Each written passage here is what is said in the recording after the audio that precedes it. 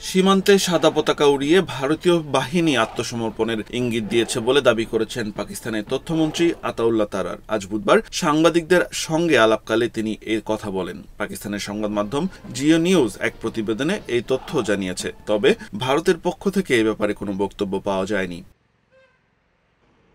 আতাউল্লাহ তারার বলেন, পাকিস্তান সেনাবাহিনী প্রতিশোধ এবং রাতভর অভিযানের পর নিয়ন্ত্রণ রেখার কাছে চূড়া কমপ্লেক্সে ভারতীয় সেনাবাহিনী আত্মসমর্পণের প্রতীক হিসেবে সাদা পতাকা উড়িয়েছে বলে জানা গেছে। এর মাধ্যমে ভারত মূলত তাদের পরাজয় মেনে নিয়েছে।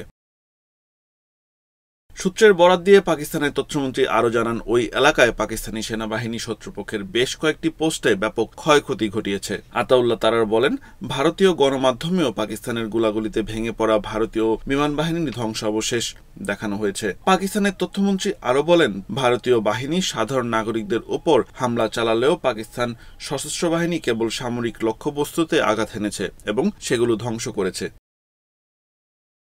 গত 22 এপ্রিল ভারত নিয়ন্ত্রিত কাশ্মীরের পেহেলগামে পর্যটকদের উপর সন্ত্রাসী হামলায় 26 জন নিহত হওয়ার পর ভারত ও পাকিস্তানের মধ্যে উত্তেজনা তুঙ্গে ওঠে। উভয় দেশের সীমান্তরক্ষীরা কাশ্মীর সীমান্তের গোলাগুলি শুরু করে। এরই ধারাবাহিকতায় গতকাল মঙ্গলবার মধ্যরাতে পাকিস্তানের কাশ্মীর ও পাঞ্জাবের 9টি জায়গায় ক্ষেপণাস্ত্র হামলা চালায় ভারত। জবাবে পাকিস্তান ও ভারত নিয়ন্ত্রিত কাশ্মীরে হামলা চালিয়েছে। এছাড়া ভারতের 5টি যুদ্ধবিমান ভূপাতিত করার দাবি করেছে পাকিস্তান। এসব পাল্টাপাল্টি হামলায় পাকিস্তানে 8 জন এবং ভারতে 3 জন নিহত হওয়ার খবর পাওয়া গেছে।